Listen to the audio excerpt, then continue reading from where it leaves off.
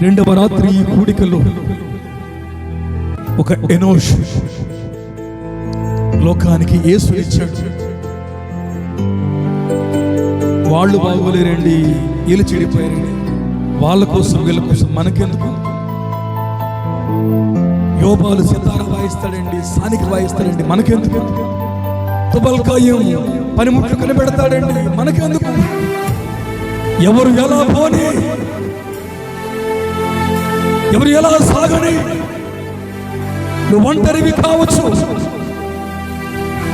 విడనాడబడవచ్చు, నువ్వు తృణీకరణ పొందిన వాడిగా ఉండొచ్చు, కానీ నువ్వు ప్రార్థించేవాడవు కావాలి.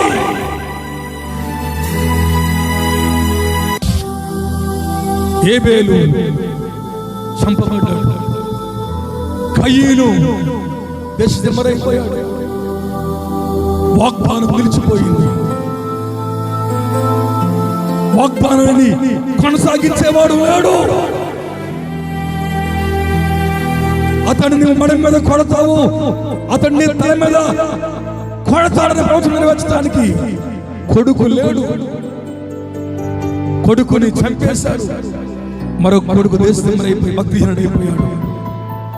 హేబెలుకు ప్రతిగా, హేబెలుకు ప్రతిగా ఒక ఎనోష్ బిడ్డ.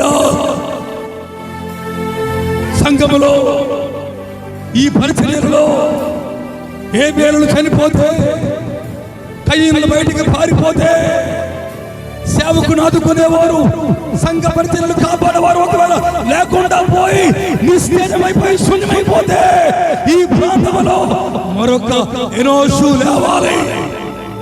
నేనున్నాను, నేను ఉంటాను అని చెప్పేవాడు కావాలి. అపవాది ఓటమికి నువ్వు తెరచాపలు తెచ్చడము, తిట్లు తిప్పడము, నీ జ్ఞానం ఉపయోగిస్తే నీ ఒడ్డుకు చేరు. నీ స్వనీతి మురికి గొడ్డల వంటిది. అపవాది ఓటమికి గండ్ర గొడ్డలలో, ఈటిలో, ఖడ్గాలో కావలసింది కాదు. అపవాదిని ఓడించాలి అంటే 150 కోట్ల మంది ఉన్న ఇంత పెద్ద దేశపు కట్టు తెంచాలి అంటే ప్రార్థన ఆయుధాన్ని గ్రహించాలి. ప్రార్థన ఆయుధం పిల్లారా. ప్రార్థన ద్వారా మాత్రమే దేశాలు మార్చబడతాయి, కుటుంబాలు కట్టబడతాయి, జీవితాలు పరివర్తన చెందుతాయి. ఉద్యోగం రావాలి అన్నా, చెరువులు నిండాలి అన్నా, ఉదకదారులు నీళ్లతో ప్రవహించాలి అన్నా, కరిమేలు కొండ శిఖరమెక్కి ముఖాల మధ్యలో ముఖం పెట్టుకొని ఏడ్చి ఏలియా వంటి ప్రార్థన పనుల దేవుని కావాలి.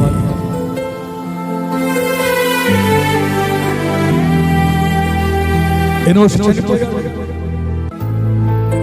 ప్రవచనం ఆగిపోయిందా?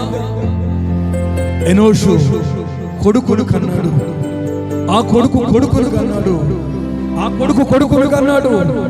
ఆ వంశావళి నుండి రక్షకుడైన యేసు బయటకు వచ్చాడు.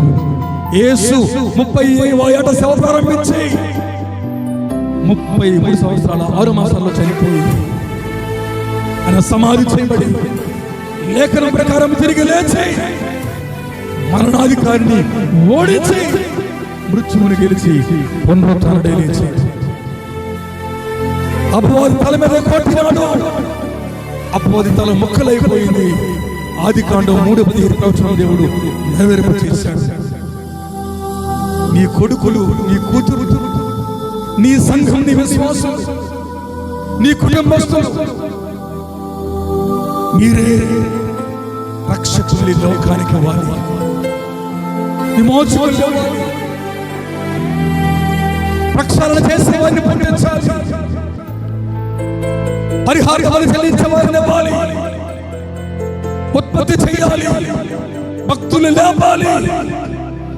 మన వంశావళిలో నుండి, మనలో నుండి భక్తులు ఉద్భవించాలి. నీ సంతానం కయీను ద్వారా ఉండకూడదు. ఇదో కనిపెట్టారు, కొంతకాలం సాగారు, చరిత్రహీనులై చరిత్ర లేకుండా పోయారు. కానీ సేతు సంతానం, ఎనోషు సంతానం ఇలాంటివి కనిపెట్టకపోయినా ప్రార్థించినారు కాబట్టి రక్షకుడు వచ్చినాడు, అద్భుతాలు చేసినాడు, ప్రపంచానికే హితవస్త్రం ప్రకటించినాడు. బిడ్డలారా, మన బిడ్డలు ఏవో కనిపెట్టేవారు కాదు, తయారు చేసేవారు కాదు, వాయించేవారు కాదు. మన బిడ్డలు మోకరించేవారు కావాలి, మోకాళ్ళలోనేవారు కావాలి, ప్రభుని అభ్యర్థించేవారు కావాలి, ప్రభు పాదాలు పట్టుకునేవారు కావాలి. ప్రభా, నాకు అవకాశం ప్రార్థన చేసుకుందాం, ప్రభుని ప్రార్థించుకుందాం. అందరూ కళ్ళు మూసుకుందాం, నోరు తెరిచి ప్రార్థించండి, చేతులు రెండు పైకి ప్రార్థించండి. ప్రభా, ఎన్నో శోధనను వాడుకోండి, ఎన్నో శోధనను వాడుకోండి దేవుని అడిగాడు. ప్రార్థన చేద్దాం. స్తోత్రం, స్తోత్రం, స్తోత్రం.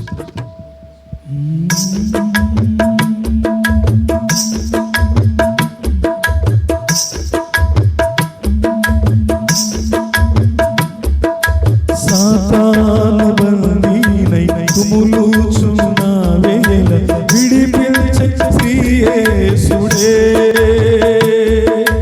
రక్తమంతా కాచి ప్రాణము బలి చేసి విమోచన దయచేసెలే.